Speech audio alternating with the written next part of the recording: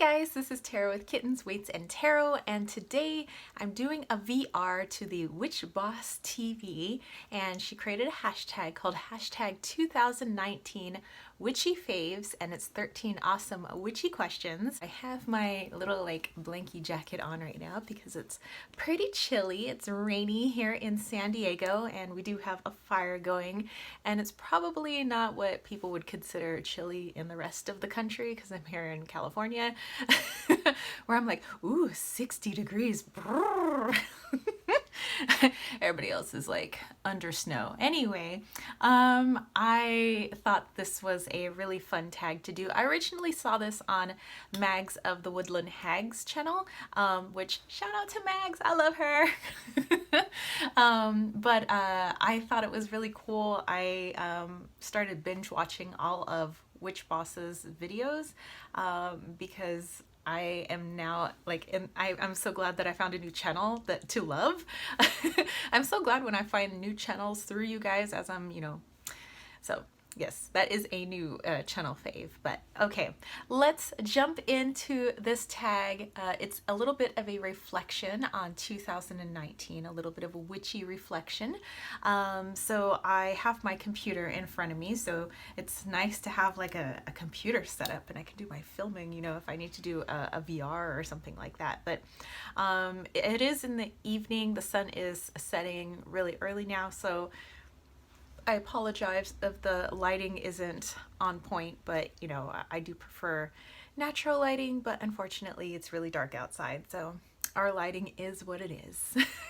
I have my notes here. I have a few things here to help us dive into these 13 witchy questions. So first question, favorite book you read or bought this year? Well, it's a book that I've read before, and you guys are probably tired of me talking about this book, but I think it's really awesome. A lot of people should read it.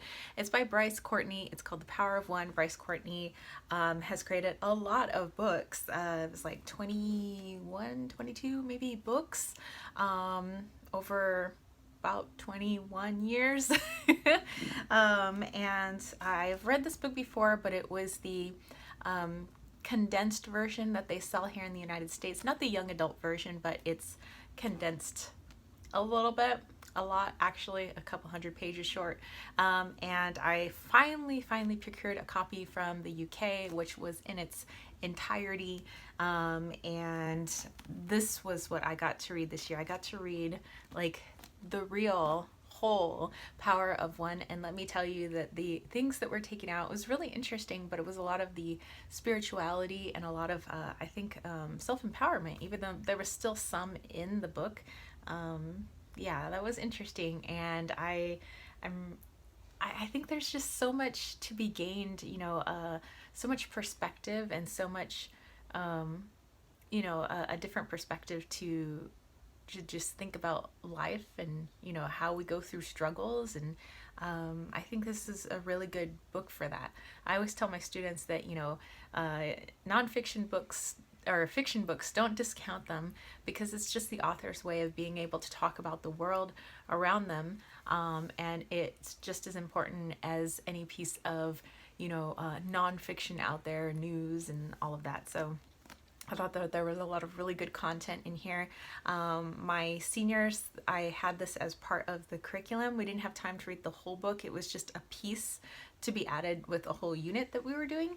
We were reading a lot of other things, but I told them, I said, if you wanted to hold on to the book, you can, and just turn it into me when you're all done. And actually, given that choice, there was actually a handful of students in each class and a few students who took the book home because their parents wanted to read it. And they returned it later. Like some of them are still returning it. And we started reading this in September. So yay, yes, definitely this is a favorite book this year. Going into favorite card deck or divination tool that you worked with this year. I don't know, I think I give a lot of love, equal love, I think, to all of my divination tools. Tea leaf reading, conchomancy. I do a lot of work with seashells. I'm, you know, not too far from an ocean here. I read with runes. I read Kipper. I read Lenormand. I read Oracle, Tarot, clouds, nature, all kinds of things. But I would say my go-to, the one that I always go to, is cards. And I would say my favorite for this year was something that I manifested this year, and that is my Wally's World Oracle. So it is my own oracle deck. It is Wally's Healing Journey Through Sacred Sites. So it's your healing journey with little Wally Wallito. That is my little puma there, and he is on top of the world. And yeah, this was something that you know, was about a couple of years in the making. It all started up here. You know, the muses got to me, gave me the idea, and I was a little hesitant at first to start putting it out there. But once I did, people were really receptive to it. These are the backings, my beautiful gilded edgings. And by the way, this is my favorite stone, hemimorphite, and this is rose from my garden. I also have the seed of life superimposed on top of it. But I wanted to get the community involved. I kept feeling like I should have something where I love working with nature and, you know, the outdoors, and so I asked people for their favorite sacred sites, their favorite healing sites, whether or not they're famous, just something that's personal to them. Send in those photographs. I'd create a guidebook, you know, based on what they said about it, and people could then partake in healing spots that, you know, we probably would never find on any sort of travel brochure. And that way we could take advantage of all the different energy all around the world. So that's why it's Wally's World. This here is Edinburgh, Scotland. That's in San Diego. That's in Laguna and Miguel here in California. We have, you know, Ocean Beach, Hawaii. You know, there's places. That's Peru. Also, the Desert Tower here in San Diego. That's the Metropolitan Opera House in New York City. Sorry, yeah, in New York. I think it's in Manhattan. I believe that's in no, that one I think is also in Hawaii. See another one that's actually near my house.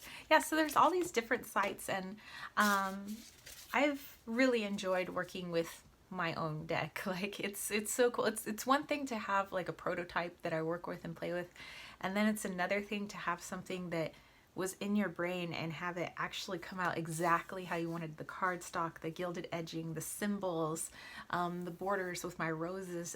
It's literally perfect. I mean, I probably would have wanted bigger font in my guidebook, but other than that, like everything else is perfect.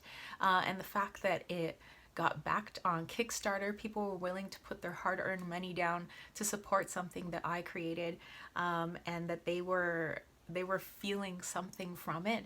And then I get emails of people that are really enjoying this deck, and it's just, yeah, like my reflection on this year is total manifestation, and this was one of the biggies. And yeah.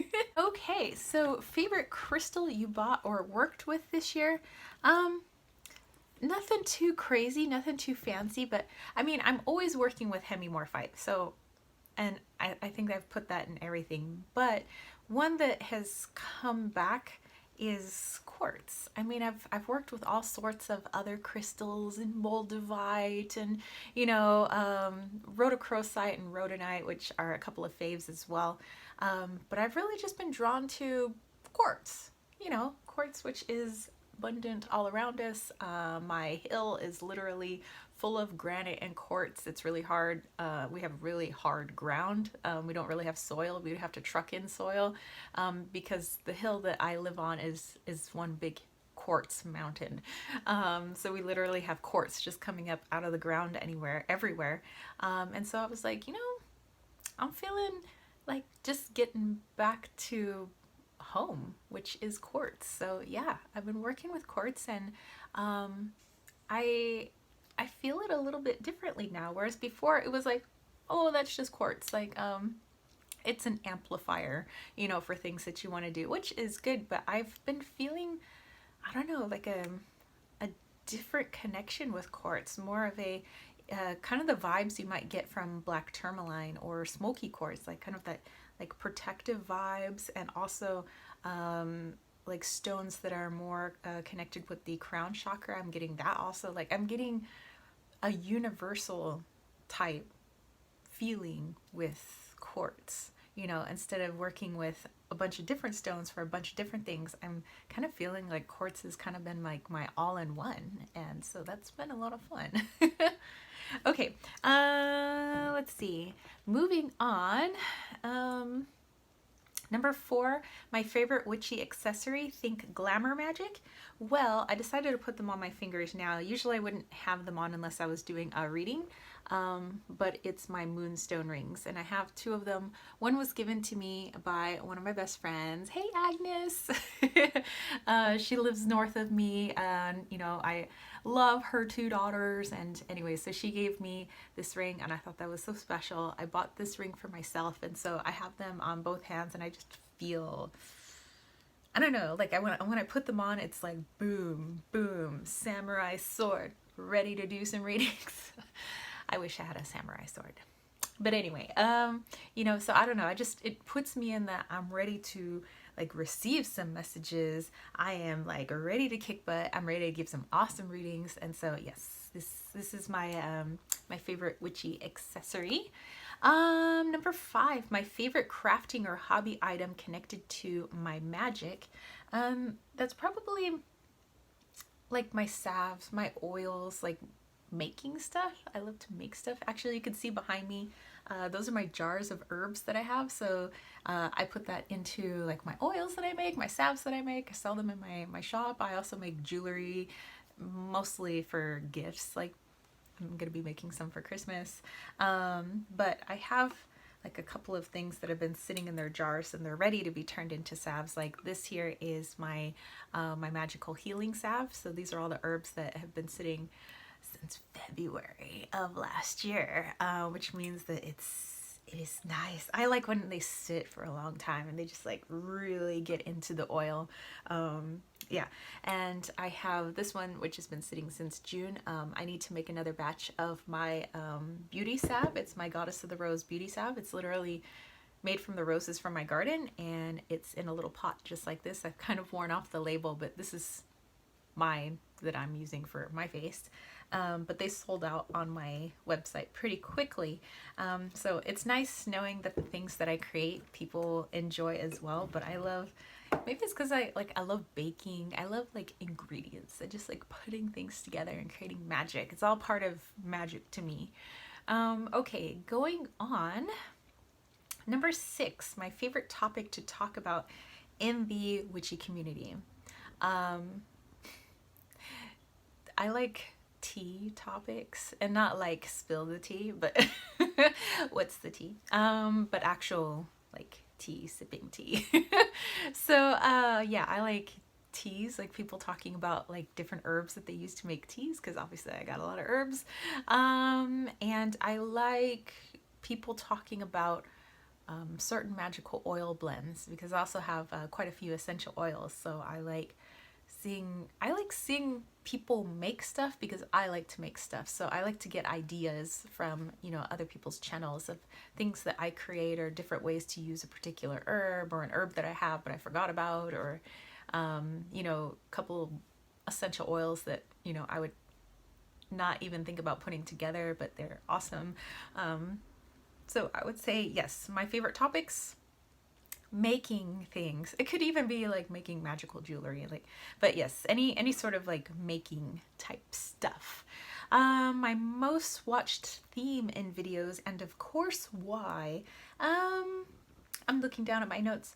I would say the major theme would be like animals and nature, working with animal medicine, working with nature's medicine, you know, plant magic, things like that, working with the sun and the moon, the stars, and working with daylight and sunlight and nighttime and storms, you know. So I would say those would be major themes, and that theme could coincide with somebody's, you know, essential oil blend video, or their magical jewelry crafting, or their making of salves or teas, you know. So I would say the major theme is always a nature-based theme or an animal medicine based theme. Okay, number 8, a new fave YouTuber you discovered this year in the Witchy magical community. Charmed Intuition Tarot, and I believe it was this year. I kind of feel like maybe because I've watched literally every single video she's made, which she's made many, but she does pick a card readings, and recently she did, you know, kind of like well, during Samhain Halloween, she did a little walkthrough of her spooky village, and she's done a little bit of like Christmassy type things, but I love her setups, and I love the way she reads, and she reads with charms, and you know, along with her cards, and I love her style. I love, you know, she just shows her hands, so we never get to see her, but like it's almost like you could see her through the joyful voice that she has. So I'm so glad that I was able to you know, find her channel this year. Number 9, a favorite Instagram or Facebook person or page you've enjoyed this year. Okay, so I think I started following this YouTuber last year, but Papa Squirrel, and I've been following him more on Facebook. Like every day I want to see like what has Papa Squirrel made. His name is Brian, actually the same as the dude's name, but just spelled differently. And his Instagram handle is at Papa Squirrel, no, at Papa Squirrel's Nest. There you go, at Papa Squirrel's Nest. And he has such an eye for beauty, creativity, aesthetic, and I just like really enjoy the images. I love to watch his Instagram stories because he's usually just like rambling and showing us stuff, going out into the town, you know. And I love his personality. Like I totally think that we could rock it hanging out, like if ever he was in town. Okay, let's see, number 10, favorite reader or diviner, or someone you really want to get a reading from if you didn't have a chance yet. My girl Cosmic Creeper, like I followed her, I feel like forever now. I love her videos. I love her, she does her Instagram videos. She does her, you know, a lot of on Instagram. Also has a beautiful Instagram, by the way. And I've just never gotten a reading from her, and I would love to get a reading from my homegirl over in the UK. Okay, let's see. Number 11, favorite witchy artisan. That would be Jen from the White Witch Parlor. You guys probably know her. She's doing more, I think, with her shop, you know, 'cause she moved, her and her husband and her son, who is so adorbs. But yeah, they moved, and she was able to like really set up shop, and I think she's really been doing well with that. And so every once in a while she posts a YouTube video. Most of the time she's on Instagram, and I think her business is doing really well, and it's doing really well because she puts so much magic and herself into her business, and I think she's beautiful inside and out. I think the things that she creates are beautiful. So yeah, she's my favorite witchy artisan. Number 12, what was your best magical experience this year?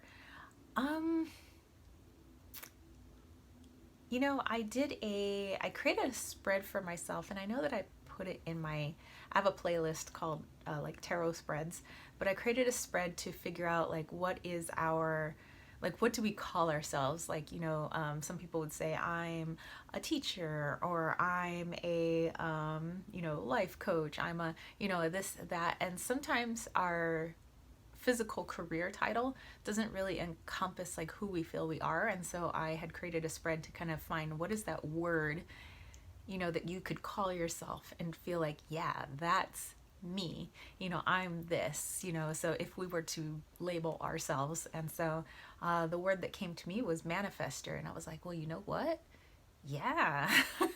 And so the more I owned that and was like, that is who I am, because I'm like, I do so many things. Like I sing opera, I'm a track and field coach, I'm an English teacher, I'm a tarot reader, I do all these things. I'm a photographer. It was like, so what do I call myself? Like jack of all trades? Like, and it was, yeah, manifester. And once that was like, oh, that is who I am, and I really was like, you know owning that word, like manifestation has been crazy this year. This year has also been very tough, but I think that has aided my manifestation.